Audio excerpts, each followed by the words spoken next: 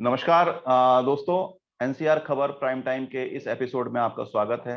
जैसा कि आप सब जानते हैं कि आज के एपिसोड के लिए हमने बात की थी नोएडा से जो नया शहर बसने जा रहा है, नया नोएडा, उसके मास्टर प्लान 2041 के लिए जो बातें चल रही हैं, उसी के लिए आज हम लोगों ने इस पैनल को लिया है। हमारे साथ गौतम बुद्ध नगर के पूर्व डीएम श्री एनपी सिंह जी हैं, समाज सेवी पद्मिनी कुमार जी हैं, वरिष्ठ पत्रकार राजेश बैरागी जी हैं और नोएडा और ग्रेटर नोएडा दोनों जगह अपनी सेवाएं दे चुके टीएन गोविल सर हैं।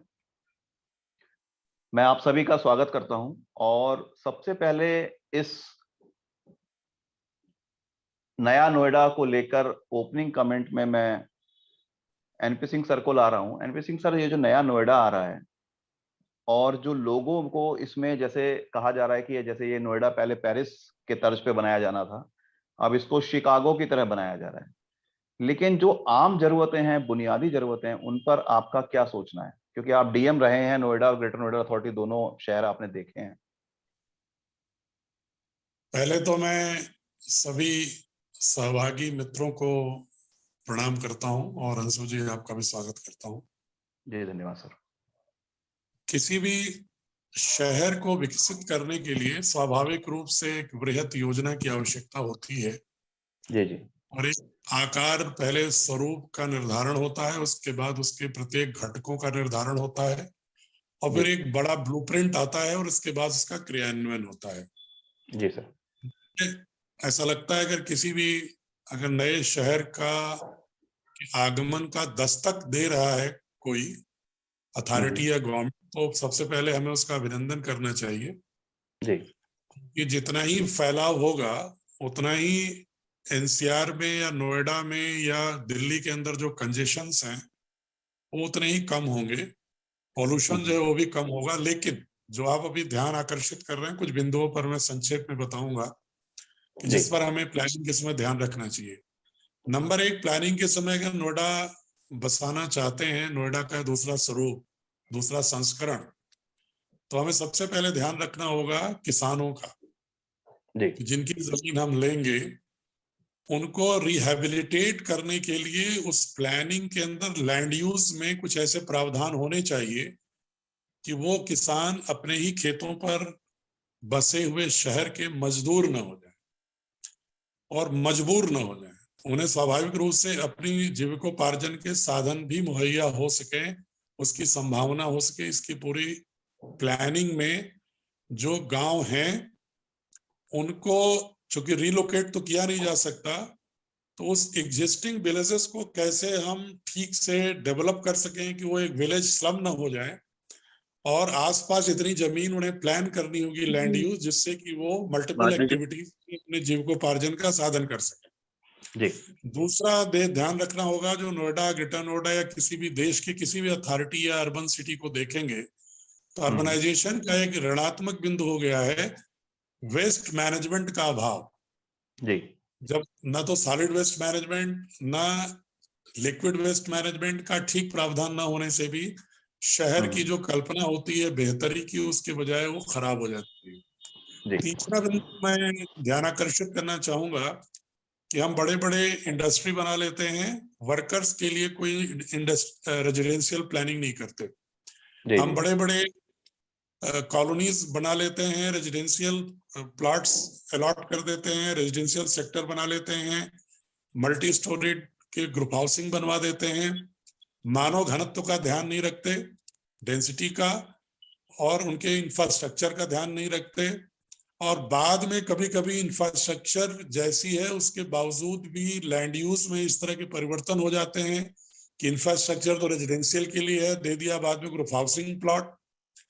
उस तरह के प्रोविजंस को भी ध्यान रखना होगा। और साथ ही सबसे बड़ी जरूरत ये है अंशु जी, कि हम शहर में रहने वाले जो मिडिल क्लास और अपर मिडिल क्लास या अपर क्लास के लोग हैं, वो भूल जाते हैं कि हमें बुनियादी सेवाओं को देने के लिए जो वेंडर्स होते हैं, स्ट्रीट वेंडर्स या कारपेंटर, मोची, प्लम्बर, इलेक्ट्रीशियन, इस तरह के जो लोग होते हैं, या हमारे जो घरों पर काम करने वाले डोमेस्टिक सर्वेंट्स होते हैं, उनके लिए हमारे पास कोई शहर में प्लान नहीं होता।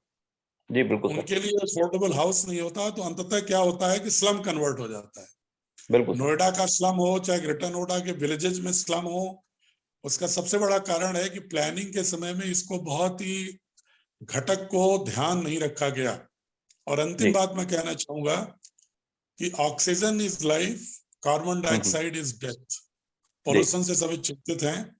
अगर हमने पर्यावरणीय इंफ्रास्ट्रक्चर के प्रोविजंस में बाकी प्रोविजंस के साथ हमने जो अस्तित्व में तालाब हैं या उपयुक्त forest area, green belt area, eco friendly industrial plan नहीं करेंगे, तो आने वाले समय में, अभी तक तो दिल्ली से प्रॉक्सिमिटी और अर्बनाइज एरिया की वजह से लैंड की कीमत बढ़ती है पर जी। स्क्वायर मीटर, लेकिन भविष्य में जरूर ये समय आएगा जब पोल्यूशन का जो लेवल है उसके अनुसार जहां कम पोल्यूशन होगा वो लैंड ज्यादा कीमती होगी। आने वाला जी। समय ऐसा होगा। इसलिए अगर उसको शिकागो बसाना है तो मैं तो कह रहा हूँ शिकागो की नकल ना करें, एक यूनिक शहर बनाएं जो जी। जी। भारतीय हो, भारतीय दृष्टिकोण का हो, भारतीय संस्कृति हो, जिसमें भारतीय संस्कृति का भी स्कोप हो, पर्यावरण का भी स्कोप हो, इको फ्रेंडली इंडस्ट्रीज हो, वर्कर क्लास और जो डोमेस्टिक सर्वेंट्स हैं उनके लिए भी प्रोविजन हो, अर्बन रूरल कोई डिवाइड का कॉन्सेप्ट ना हो, जी। और जी। जो आसपास के शहर हैं उनके साथ बेटर पब्लिक ट्रांसपोर्ट की कनेक्टिविटी भी हो। मैं ये जी सर। कहना मैं चाहूंगा। जी जी बहुत बहुत धन्यवाद सर, मैं रोक रहा हूँ आपको। मैं आपके साथ अब ऐड कर रहा हूँ पद्मिनी कुमार जी को। पद्मिनी जी अपना माइक ऑन कर लीजिए एक बार, आपका म्यूट हो रहा है। हाँ जी पद्मिनी जी। एनपी सिंह जी जी एनपी सिंह सर ने बहुत अच्छी बात कही और उन्होंने बेसिक चीजें जितने पॉइंट हैं वो सभी जरूरी बताए। आपको क्या लगता है इनके अलावा और क्या चीज अथॉरिटी को प्लान करनी चाहिए, सोचनी चाहिए? कौन कौन सी वो समस्याएं हैं? सबसे पहले तो मैं आपको धन्यवाद देती हूँ, आपने मुझे इधर बुलाया जी और जी। सच्चा फार विजन्ड एक व्यक्ति के साथ मुझे जोड़ दिया। जी जी। मिस्टर एनपी सिंह साहब तो ही is such a far sighted person जी जी। कि हमें बहुत अच्छा लग रहा है, नंबर वन। एंड मेरे मन की जितनी बातें हैं वो सारे उन्होंने बता हाँ दी हाँ। है। जी जी जी। बस यही मैं बताना चाह रही थी, but I will hmm. Add 2-3 more points. हाँ हाँ। एक तो हम क्योंकि विमेन और चिल्ड्रन के साथ हम काम करते हैं, हमें चाहिए कि विमेन के लिए विमेन फ्रेंडली, क्राइम फ्री एक अर्बन प्लानिंग बनाया जाए। और जहाँ भी मतलब इनके लिए जो भी सुविधाएं होती है, जैसे इन्होंने कहा कि लेबर फोर्स के लिए कोई भी सुविधाएं नहीं होती है जिनके बल पे हमारे शहर खड़े होते हैं। ठीक है। और उनके तो इतने खराब हालत में वो लोग रहते हैं कि जितने कॉन्ट्रैक्टर्स हैं, जितने बिल्डिंग कॉन्ट्रैक्टर्स हैं अर्बन प्लानिंग में जो जोड़े जाते हैं, जी जी। उनका मतलब होता है, लेबर लॉ में होता है कि they will provide each and every, एक एक उनके लिए सुविधा दी जाएगी। ये भी है कि उनको क्रश भी दी जाएगी जहाँ पे महिलाएं हैं और उनके बच्चे साथ में रहते हैं उनके साथ। जी और जी। आस पड़ोस के स्कूलों में उनकी गवर्नमेंट स्कूल्स में दाखिला दिया जाएगा। जी जी। लेकिन वो उनका तो बेसिक फैसिलिटीज, एमिनिटीज तो दिया ही नहीं जाता है। वो ओके। तो मतलब मैं हाँ बिल्कुल बिल्कुल मैं नाली रोक के रहा हूँ आपको। आसपास जी जी जी। मैं पद्मिनी हाँ जी जी। रोक रहा हूँ आपको इसी पॉइंट पे। ये पॉइंट अच्छा है कि लेबर क्लास और आपका जो महिलाएं हैं उनके साथ जो सुविधाएं नहीं हो पाती हैं। मैं वरिष्ठ पत्रकार राजेश बैरागी जी को ला रहा हूँ। राजेश जी अपना माइक ऑन कर लीजिए प्लीज। राजेश जी आपको क्या लगता है कि नोएडा और ग्रेटर नोएडा के बसने के बाद जो ये नया नोएडा बसने जा रहा है इसमें अब क्या होना चाहिए? दरअसल सबसे पहले तो मैं कहना चाहूंगा कि एनपी सिंह साहब को मैं नमस्कार करता हूं। जी जी जी। और बहुत ही ईमानदार उनकी छवि है। तो उन्होंने जो बातें रखी हैं वो बहुत महत्वपूर्ण हैं, लेकिन मैं ये कहना चाहूंगा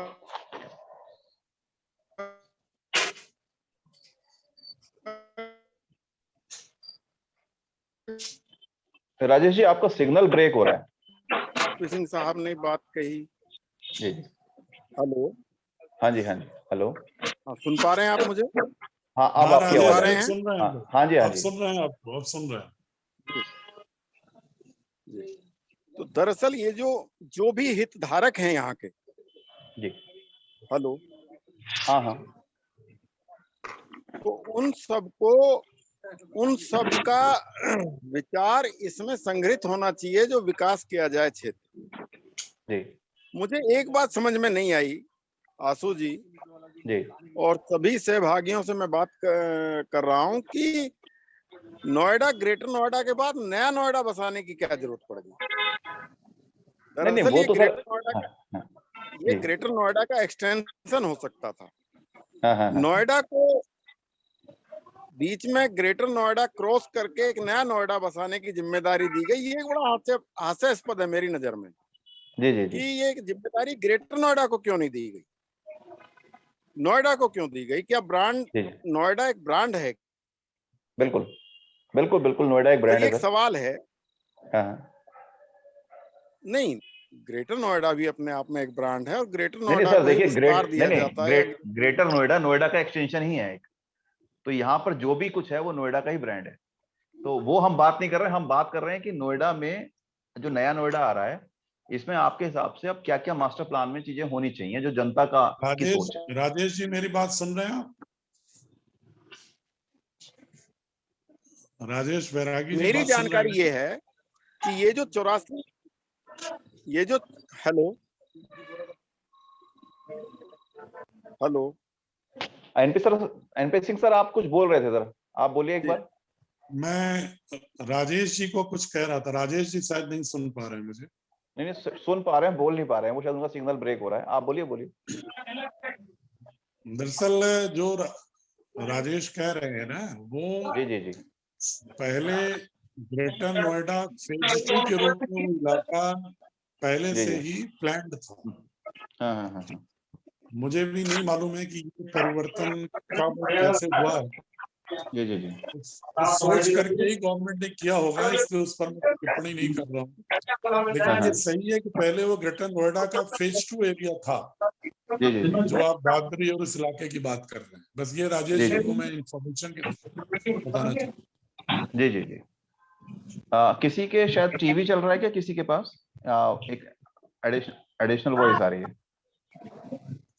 ओके, सो मैं टीएन गोविल सर को ला रहा हूँ इसमें। टीएन गोविल सर जो है प्लानिंग में रहे हैं नोएडा और ग्रेटर नोएडा दोनों में। सर, प्लानिंग के तौर पे आपको क्या लगता है कि इसमें क्या क्या चीजें और होनी चाहिए?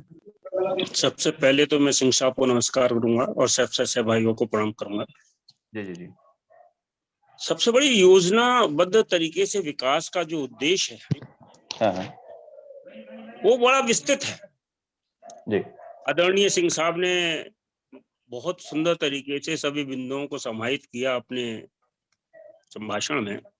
जी जी, अब प्रश्न उठता है, ये दो चीज हैं विकास के दृष्टिकोण से जो बाद में एक अवरोध पैदा होती है, जो एक बदनुमा एक पैच सा दिखाई देता है। वो ये है कि हमारे ग्रामीण क्षेत्र में और शहरी क्षेत्र में जो भवन विनियावली है उसका लागू ना हो। जी, ग्रेटर नोएडा में ग्रामीण क्षेत्र के लिए भवन विनियावली बनाई गई थी, लेकिन क्षेत्रीय अवरोध के साथ विरोध के कारण वो उस पर काम हो गया नहीं हुआ। क्योंकि जब तक ग्रामीण क्षेत्र में जो निर्माण कार्य है उस पे भी उतना ही नियंत्रण होना चाहिए जितना कि अर्बन एरिया में, जिससे कि ये बात सही है कि उसके विस्तार में ग्रामीण एरिया के विस्तार में बहुत सी परेशानियां होती हैं, लेकिन उसमें जो दैनिक भोगी हैं या कम वेतन के लोग हैं उनके निवास की सुविधा होती है। अब सब प्रश्न ये उठता है कि सब लेबर क्लास के लिए क्या प्रावधान क्यों जो अब ये है आशु जी, कहीं कोई परमानेंट नेचर की लेबर नहीं होती औद्योगिक संस्थानों में प्राइमरी स्टेज में। बिल्कुल सही बात है। और उस अवस्था में उनके निवास की व्यवस्था को कैसे किया जा सकता है? होता यही है कि जहां औद्योगिक संस्थान का या जो भी इकाई बनती है जो भी इसको, तो उसके आसपास बनाने वाले वहां रहते हैं और उसके बाद वो अपना जब काम होता है तो बाइंड अप कर लेते हैं। नहीं सर, मैं आपको रोक रहा हूँ, मैं इसी पॉइंट पे रोक रहा हूँ। उसी बिंदु पे नहीं, मैं 1 मिनट रोक रहा हूँ इसी पॉइंट पे। कि मैंने अक्सर जितनी मैंने रिसर्च की है, तो जो चाइना है या जो ताइवान है, जो बड़े इंडस्ट्रियल मतलब शहर की जगह जो है, एक तरीके से देश है पूरे, वो लोग क्या करते हैं कि बजाय स्लम बसाने के आपके 1 BHK या 1 रूम के जो है घर बनाते हैं। इस टेम्परेरी लेबर के लिए गवर्नमेंट की तरफ से होते हैं। आपके पास 5,000 10,000 ऐसे घर होंगे जहां पे आप ऐसे लोगों को रख सकेंगे। स्लम की जगह आप उनको अगर थोड़ा फीचर करके देंगे तो ज्यादा बेहतर होता है। आपको मैं ध्यान दिलाना चाहूंगा कि नोएडा में भी श्रमिक कुंज के नाम से योजना लाई गई थी और मकान बनाए गए थे, और जितने झोपड़ी वाले थे इनको अलॉट भी किया गया था, लेकिन वो वहां पर शिफ्ट होने की बजाय उसको बेच के फिर अपनी उस जगह आ गए। प्रश्न इस बात का कि जो प्रवृत्ति है कि किसी तरीके से सरकार से या ये स्थान को ले लिया जाए, यद्यपि एक जब श्रमिक कुंज बन गए थे तो उन्हीं लोगों के लिए थे। नहीं सर, मैं फिर रोक रहा हूँ।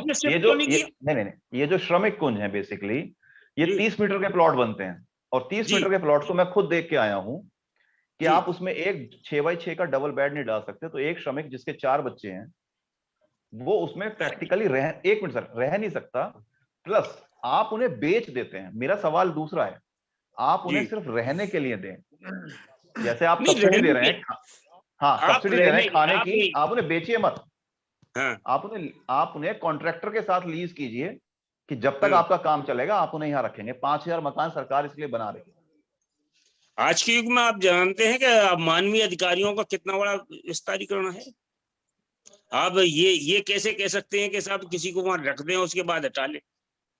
लेकिन सर, जब सरकारी प्रॉपर्टी, एक मिनट आशु जी, सरकारी प्रॉपर्टी में कोई आदमी अगर एंटर कर जाता है तो उसकी मानवीय प्रवृत्ति बदल जाती है, और ये सोचता है कि अब तो मेरा अधिकार हो गया। और उसके लिए बहुत से बुद्धिजीवी हैं जो इस तरीके के संस्थाओं का संचालन करते हैं, जो वो उस तरीके खड़े हो जाएंगे। मैं इसी पॉइंट पे एनपी सिंह सर को ला रहा हूँ। सर, ये जो लेबर के साथ जो ये बड़े सारे इफ एंड बट हैं या क्लॉज हैं या डर हैं, इस पे कैसे काम किया जाएगा? देखो, मैं गोविल साहब का बड़ा सम्मान करता हूँ, हमारे साथ काम किए हैं, सहयोगी रहे हैं। नमस्कार गोविल साहब, बहुत दिनों बाद रूबरू हो रहे हैं हम लोग। ये बात आपकी तथ्यात्मक रूप से सही है, लेकिन मैं फिलोसॉफिकल रूप से सही इसलिए नहीं मानता हूँ कि ये जो बड़े लोग हैं क्या वो करप्शन नहीं करते? क्या लोगों ने ग्रुप हाउसिंग के प्लॉट ले लेकर सबलीज कर करके उसका दुरुपयोग नहीं किया क्या नियमों का? देखिए, गरीब आदमी भी गोविल साहब तब करता है जब उसको, जैसा आंसू ने कहा कि उनको रहने की जगह क्षेत्रफल कम है, वो तो बात सही है अपनी जगह, लेकिन साथ में अगर हमने उनको झुग्गी झोपड़ी लगाने के लिए अवैध ढंग से रोकने में कोई सख्ती नहीं की और साथ में उनके लिए प्रावधान नहीं किया, तब ये चांस उभर जाते हैं जो आप कह रहे हैं। उसके बाद एक चांस है कि अपना इसको बेचो, दूसरी जगह झुग्गी झोपड़ी में अपना कब्जा करो। लेकिन हमें दोनों फ्रंट पर हमें काम करना पड़ेगा ना गोविल साहब, कि हमें किसी प्रकार के अवैध निर्माण की इजाजत भी नहीं देनी है, और जो अधिकारी कर्मचारी इसमें जुड़े हों उनको दंडित करना है और सख्ती से लेना है, साथ ही उनके लिए हमें प्रावधान भी करना है। उस स्थिति में मुझे लगता है कि शायद पूरी हो जाए योजना। लेकिन अगर हम दोनों इसको खुला रखेंगे, ओपन एंडेड रखेंगे, और दूसरी बात मैं गोविंद साहब आपसे अनुरोध करूंगा कि जितना लोग हाउसेज हैं, जितनी भी प्लॉट्स हैं, रेजिडेंशियल प्लॉट या ग्रुप हाउसिंग के, जितनी ह्यूमन फैमिलीज को एकोमोडेट करने की जितनी क्षमता है, उसकी तुलना में जितने डोमेस्टिक मेड सर्वेंट या ऑक्सिलरी सर्विस सेक्टर के जो हमें सर्वेंट चाहिए, क्या उनके लिए वास्तव में नोएडा में प्रावधान है क्या? बिल्कुल नहीं, वर्तमान में तो नहीं। जैसे मैं सेक्टर 46 में रहता हूँ अगर 46 के एग्जाम्पल रखिए, अगर ए और बी ब्लॉक के जितने भी प्लॉट्स हैं, इसमें ग्रुप हाउसिंग भी है, सिंगल प्लॉट्स भी है, उसके लिए जितने भी मेड सर्वेंट्स हैं वो मुझे नहीं लगता कोई ऐसा होगा जो 6 किलोमीटर 7 किलोमीटर गांव से चल के न आते हो, और लोग उनको पैसा भी 2000 3000 4000 भी देने में परहेज करते हैं।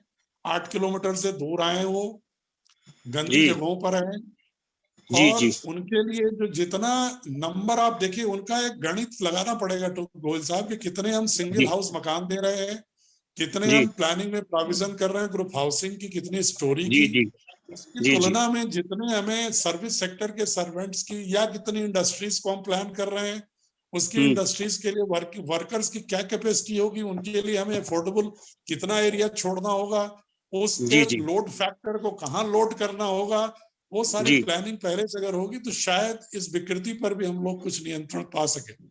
Very good sir. मैं इसी पॉइंट पे राजेश बैरागी जी को ला रहा हूँ। राजेश जी, आपका एक पॉइंट लेना चाह रहा हूँ मैं इस बात पे, एक 30 सेकंड के अंदर। जी, दरअसल मैं जो बात कहते कहते रुक गया था, मेरी जानकारी ये है जी कि जो नया नोएडा बसेगा इसमें इंडस्ट्रियलिस्ट को बुलाकर प्लॉट काट दिए जाएंगे, उसमें ये नोएडा जैसा नहीं होगा। हाँ, जैसा नोएडा का डेवलपमेंट हुआ है उस तरह का नहीं होगा। इसकी हम तुलना करेंगे आर जोन से। हाँ। जो फरीदाबाद का आर जोन है उसमें ग्रुप हाउसिंग वालों को प्लॉट दे दिए गए हैं, उसके आसपास की डेवलपमेंट की जिम्मेदारी उन्हीं की है।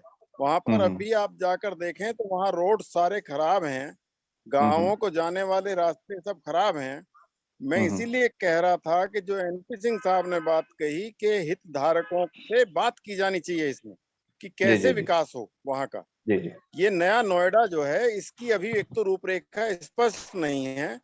दूसरी बात यह है कि जो जानकारी निकल कर आ रही है, मेरे पास लगभग 8 महीने पुरानी जानकारी है कि वहां पर जो फैक्ट्रियों के लिए, इंडस्ट्री के लिए प्लॉट दिए जाएंगे वो इसी तर्ज पर काटे जाएंगे जैसे आर जोन डेवलप हुआ है फरीदाबाद में। वहां की स्थिति बेहद खराब है आज भी। ओके, मैं पद्मनी कुमार जी को ला रहा हूँ। पद्मनी जी कुछ कहना चाह रही थी अभी बीच में। जी बोलिए मैम, 30 सेकंड में आप बोल दीजिए।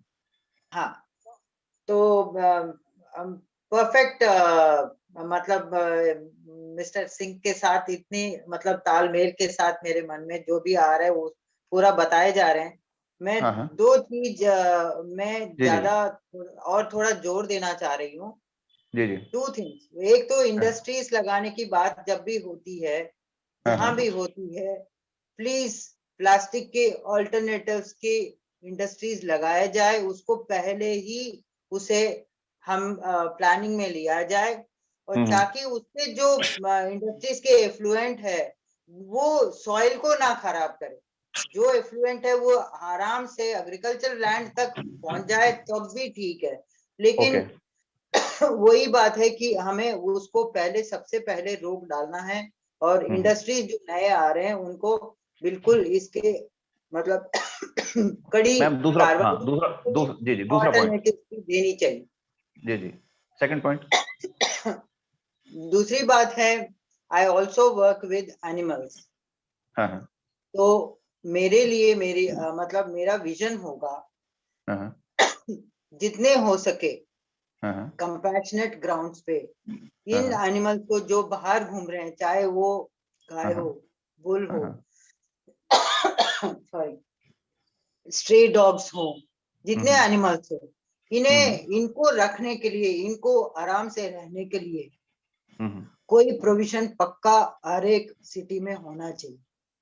ठीक है मैम, मैं वापस मैं वापस गोविल सर को ला रहा हूँ। गोविल सर, अब जो बात निकल के आई है इस पे आपका क्या कहना है सर? पद्मी जी ने कहा, मैं सर आर जोन पे जी मैं सर आर जोन पे बात कर रहा हूँ। हाँ, मैं बैरागी जी की बात पे थोड़ा सा ध्यान दिलाना चाहूंगा कि आर जोन आवासीय विभाग से जो प्राधिकरण बनती हैं आवास विकास की, उसमें आर जोन का प्रावधान है। लेकिन जो यूपी इंडस्ट्रियल एरिया एक्ट के अंतर्गत जो शहर डेवलप होते हैं उसमें आर जोन का प्रावधान नहीं।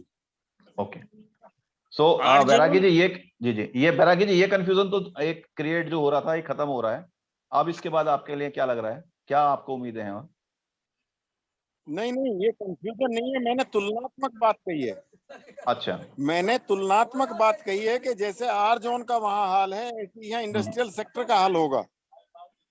नहीं सर, वो होगा क्या, वो एक बात की बात है। हम सिर्फ अभी बात कर रहे हैं कि हमारे लिए प्लानिंग के समय कौन कौन सी बातें इस बार अथॉरिटी पहले से ध्यान रखे। जैसे हमने नोएडा के समय जो है ये देखा कि चौड़ी सड़कें नहीं है, तो ग्रेटर नोएडा में चौड़ी सड़कें करी। अब की बार जो है कोई ऐसा एक और पॉइंट जो होना चाहिए, इस तरीके की बात मैं पूछ रहा हूँ सर। जी आशु, एक पॉइंट और मैं कहना चाहूंगा। जी सर, जी सर। कि जब भी इंडस्ट्रियल एरिया डेवलप हो तो ये ध्यान रहे कि प्योरली, वैसे ही पोल्यूशन लेवल बहुत बढ़ गया है इस इलाके का, जी जी तो जी। इको फ्रेंडली इंडस्ट्रीज का ही प्लानिंग होनी चाहिए। हाँ नंबर हाँ। 2, वर्कर्स जितने भी सॉलिड और लिक्विड वेस्ट मैनेजमेंट के साथ साथ जी जी। हॉस्पिटल वेस्ट मैनेजमेंट और ई वेस्ट मैनेजमेंट की भी प्लानिंग पहले से होनी चाहिए।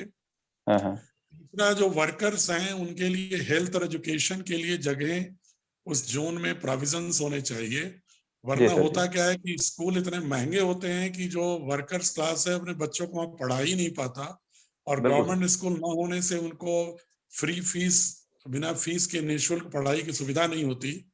तो जिससे एक बहुत बड़ा एक डिवाइड पैदा हो जाता है एजुकेशनल स्टैंडर्ड में। ये सब मिलजुल करके उस शहर की पूरी संस्कृति को उचित वातावरण ले जाने में बाधक हो जाते हैं। तो बिल्कुल इसकी सर। भी प्लानिंग होनी चाहिए कि कहाँ हॉस्पिटल हो, कहाँ स्कूल हो, और स्कूल हॉस्पिटल प्राइवेटाइज ना हो बल्कि वो गवर्नमेंट सरकारी। के हो वर्कर्स के लिए, जी हॉस्पिटल जी। भी गवर्नमेंट के हो वर्कर्स के लिए। इसका ध्यान रखना होगा, ये प्लान वहां जरूर रखना चाहिए।